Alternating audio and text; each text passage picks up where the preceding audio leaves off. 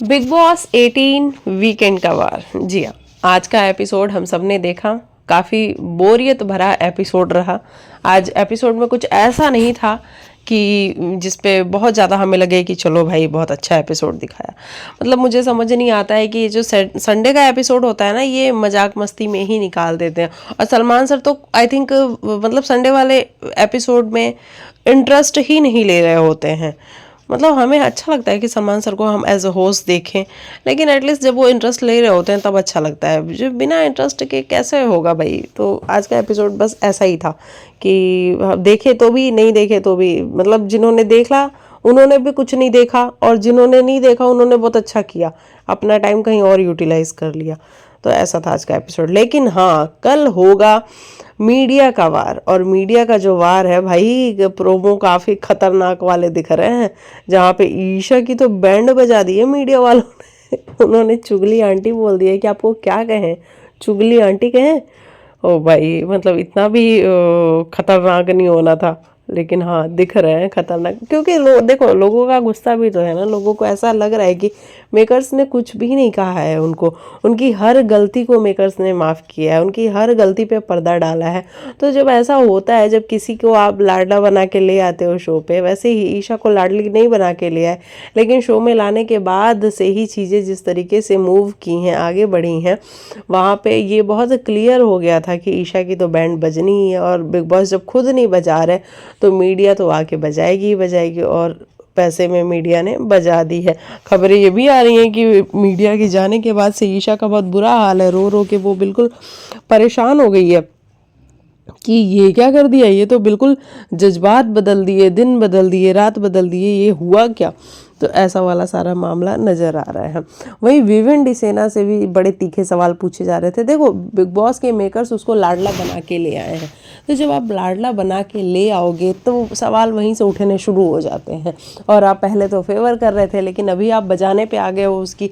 और देखो, अब तो मेकर्स खुद भी उसकी वाट लगा रहे हैं, उसकी बजा रहे हैं, उसको क्रिटिसाइज़ कर रहे हैं। और मीडिया आई है तो भाई मीडिया तो सवाल पूछेगी ही कि आप लाडला बन के आए हो, आपने किया क्या है शो में, आप ये बता दो। वहाँ पे विवेन कहता है कि आप ये बताओ मैं आपका लाडला बन पाया है या नहीं। वो कहता है नहीं, मेरा लाडला नहीं बन पाया। ओ माय गॉड, काफ़ी ब्रूटल था, है ना। काफ़ी ब्रूटल हो रहे हैं मीडिया वाले, कतई खतरनाक वाले। तो ये सब कुछ हमें देखने को मिल रहा है। अविनाश से भी बहुत तीखे सवाल किए जा रहे हैं, रजत दलाल से उनके केसेस वगैरह के बारे में बात की जा रही है। तो ये है सारा का सारा मामला। और चाहत पांडे को मेकर्स ने घर से बाहर कर दिया। मतलब मुझे समझ नहीं आया कि चाहत इतनी जल्दी क्यों। अभी तो चाहत रहना डिज़र्व करती थी, एटलीस्ट वो ईशा से ज़्यादा डिज़र्विंग थी, शिल्पा जी से ज़्यादा डिज़र्विंग थी। अब शिल्पा जी का भी टाइम आई थिंक हो चुका है। अगर आप चाहते तो यहाँ पे शिल्पा जी को बाहर कर सकते थे और चाहत को अभी भी आप अपने शो में रख सकते थे। ईशा क्या कर रही है शो में, जिस तरीके से आप चुम को कह रहे हो, मेकर्स एक नैरेटिव बना रहे हैं ना कि चुम करण का कंधा पकड़ के यहाँ तक आई है, करण के बिना वो कुछ भी नहीं है। तो वैसे ही हम कहते हैं कि ईशा ने क्या किया है, ईशा ने भी तो कुछ नहीं किया है। हाँ, स्टार्टिंग के डेज में वो चुगलियाँ करती थी, उसके बाद उसने अपनी चुगलियाँ बंद की, उसके बाद से उसने रिश्ते बनाए 2-3, और उन रिश्तों पे कभी वो खरी नहीं उतरी। जब उसको सपोर्ट करने की बारी आई तो उसने कभी किसी को सपोर्ट नहीं किया। विवन वाले, अब मैं देखा ही अपने फ्रेम वाले टास्क में ईशा ने क्या किया। अब उसको वो ये कहे कि मैं रुकना नहीं चाहती थी, लेकिन इंसान एक बार रुकता है तो समझ में आता है कि चलो गलती से वो जो है कि रुक गया होगा। लेकिन दो बार वो कंटिन्यू रुकी थी और उसके बाद आई थी। आने के बाद भी वो स्टक हो गई थी, बिल्कुल स्टैचू बन चुकी थी। तो ये सारी चीज़ें भी बड़ी देखने समझने वाली थी। अब लोग तो कहेंगे ही कि ईशा जानबूझ के रुकी थी, नौरान ने भी कहा कि ईशा जानबूझ के रुकी थी। तो ये वाला भी सारा का सारा मामला नज़र आ रहा है। तो ईशा ने देखो रिश्ते बैक जब करने की बारी आई है तो कुछ नहीं किया है। रजत के साथ उसने एक अपना रिश्ता जोड़ लिया है कि मेरा भाई है, लेकिन रजत की कभी उसने कभी रजत को सपोर्ट नहीं किया है। आप ये भी देखते जाओ, रजत ने उसको बहुत सपोर्ट किया, लेकिन ईशा ने कभी बदले में रजत को सपोर्ट नहीं किया। तो ये वाला भी सारा मामला हमें बहुत क्लियरली नज़र आता है। तो जब आप चुम के ऊपर उंगली उठाते हो तो दूसरी उंगली आप जरा ईशा के ऊपर भी उठाओ तो जरा जरा क्लैरिटी मिले, लेकिन नहीं, मेकर्स को तो एक नैरेटिव सेट करना है। वो बार बार कहते हैं कि करण नैरेटिव सेटर है, करण नैरेटिव सेट करता है। अरे मेकर्स, आप सबसे बड़ा नैरेटिव सेट करते हो। चुम अपने दम पे आई है।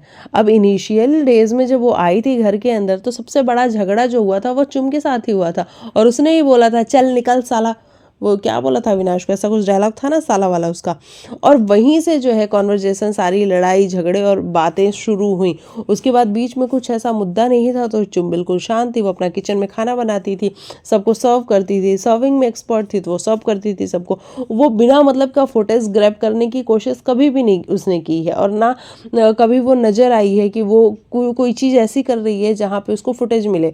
आप सबको याद हो एक बार वो टपोरी लैंग्वेज बोलती थी वो मुंबई स्टाइल में, लेकिन वहाँ पे सलमान सर ने उसको बहुत अप्रिशिएट किया कि चुम ये वाला स्टाइल बहुत बढ़िया है, इसको कंटिन्यू रखो। लेकिन आपको याद हो कि उसके बाद उसने वो वाली लैंग्वेज छोड़ दी, उसने बोला भी नहीं। मतलब यहाँ तो लोगों को अगर पता लग जाए कि हमारा ये वाला एंगल चल रहा है, तो वो उसी एंगल पे लगे पड़े रहते हैं।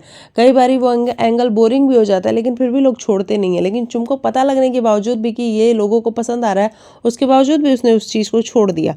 तो चुम कभी भी फुटेज ग्रैब करने वाली नहीं थी। उसने जो भी किया है उसने दिल से किया है, रिश्ते उसने बनाए हैं, निभाए हैं, और वो यहाँ तक पहुँची है। उसके अंदर पोटेंशियल है तभी पहुँची है। चाहे आप उसके बात करने का तरीका देख लो, वो जिस तरीके से अपफ्रंट है, जिस तरीके से वो जवाब देती है, उस तरीके से बहुत कम लोग जवाब दे पाते हैं। तो चुम के अंदर है वो पोटेंशियल। तो चुम को आप एक तरफ कह रहे हो कि वो करण के कंधे पे बैठ के आई है, दूसरी तरफ आप ईशा को कह रहे हो कि वो खुद इंडिविजुअल खेल के आई है। इंडिविजुअल सोलो जो खेल रही थी चाहत पांडे, उसको आपने बाहर कर दिया। तो ये बिग बॉस ना खुद अपने हिसाब से, अपने तरीके से, अपने लोगों को, जिनको उनको लगता है कि मुझे आगे लेके जाना है उसको आगे लेके जाता है, जिसको नहीं लगता है कि आगे लेके जाना है उसको छोड़ ही देता है।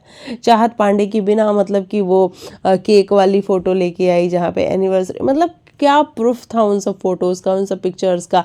आपका वो बॉयफ्रेंड मिल गया, हमने उसको ले आए। आपकी माँ कह रही है कि हम 21 लाख रुपए देंगे, बार बार उसके बारे में चर्चा की जा रही है। वो लड़की ह्यूमिलिएट हो रही है भाई, उसको नहीं पसंद आ रहा है ये सब कुछ। और कैसे पसंद आएगा, वो मुंबई में उसकी फैमिली थोड़ी ही रहती है कि सब लोग बड़े अंडरस्टैंडेबल हैं, समझ जाएंगे चीज़ों को। वो लोग गांव में रहते हैं। आपको पता है जो लोग गांव से बिलोंग करते होंगे, जिनको पता होगा कि अगल बगल के भी लोग होते हैं, रिश्तेदार भी होते हैं, वो तुम्हारे मुंह पे आके तुमसे पूछेंगे अरे हमने टीवी पे देखा ऐसा हुआ था, हमने टीवी पे देखा वैसा हुआ था।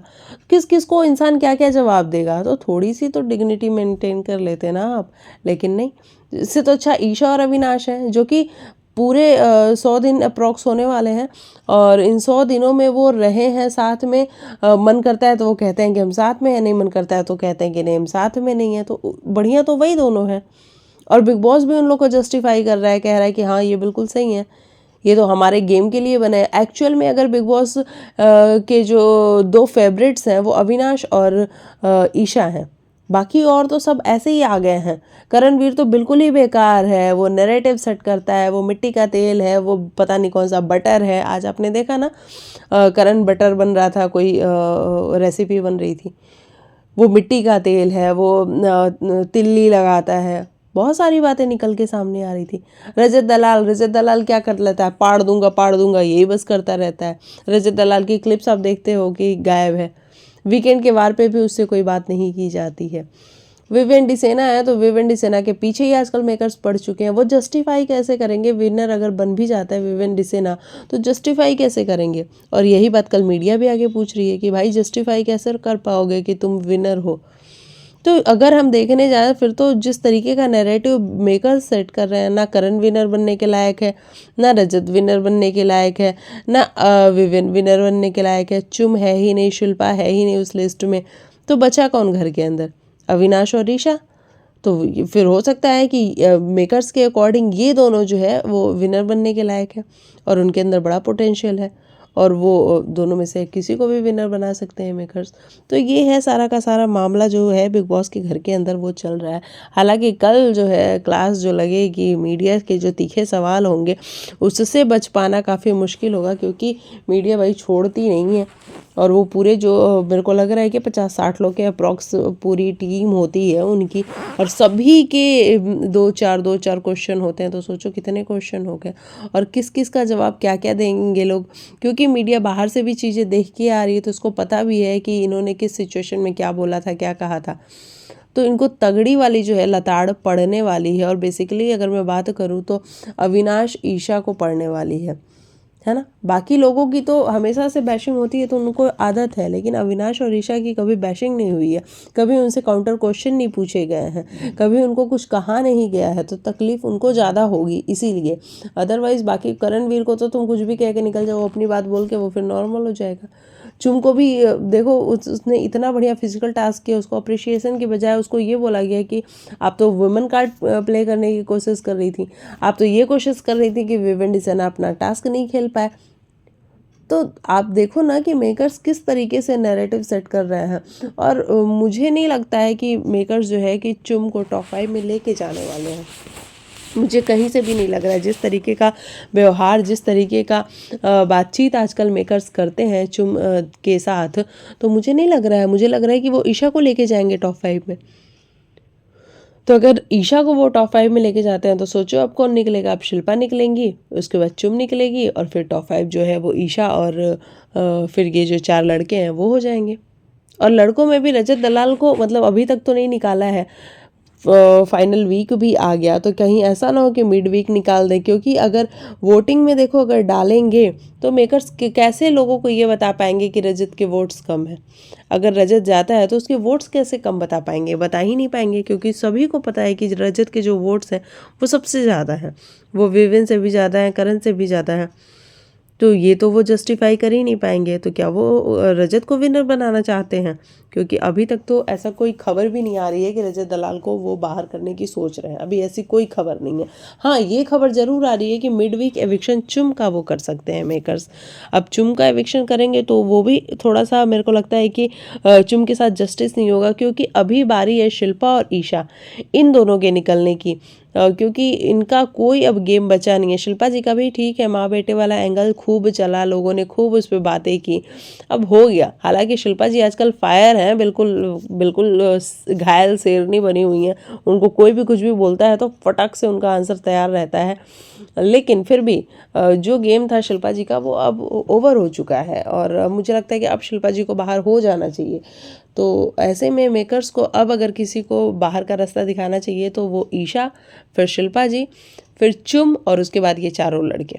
अब इसमें से मेकर्स जिसको भी विनर बनाए वो डिज़र्विंग विनर, अब मेकर्स को जो भी लगता वो हो सकता है। लेकिन मेकर्स हमेशा वोटिंग के साथ जाते हैं, और वोटिंग में अगर रजत दलाल आता है तब तो भाई कहाँ करणवीर मेहरा, कहाँ विवेन डिसेना, कहाँ अविनाश मिश्रा, सब साइड में हो जाएंगे, और एक तरफा वोटों से रजत दलाल जो है इस सीज़न का विनर बनेगा।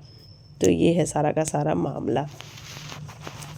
तो यही सब कुछ हुआ है आज बिग बॉस के घर में, और बाकी हंसी मजाक ज़्यादा हुआ है। नैरेटिव सेट किए गए हैं चुम के लिए। स्पेशली अगर बात करें, एक चाहत पांडे को घर से बेघर कर दिया गया है। मुझे लगता है कि चाहत को भी रहना चाहिए, वो भी एक इनजस्टिस हुआ है। लेकिन कोई बात नहीं, चाहत तो बहुत पहले ही जब उसकी मम्मी आई थी तभी वो चाहती थी कि घर से बाहर वो चली जाए। लेकिन कोई बात नहीं, चाहत हमें बड़ी प्यारी लगी, लोगों ने उसको बहुत प्यार दिया, बहुत पसंद किया। मुझे भी पर्सनली चाहत बहुत पसंद आई। मुझे एक तो वो इतनी खूबसूरत है ना भाई साहब, मैं उसकी खूबसूरती पे ज़्यादा फिदा होंगी। वो कितनी खूबसूरत है यार, उसके बाल इतने लंबे लंबे। तो ये सारी चीज़ें नज़र आई। चलिए अब मैं मिलती हूँ आपको कल के एपिसोड में। तब तक के लिए बाय बाय, टेक केयर, अपना ख्याल रखिए। बाकी आपकी क्या है राय, आपका क्या है ओपिनियन, कमेंट सेक्शन में ज़रूर लिखिएगा।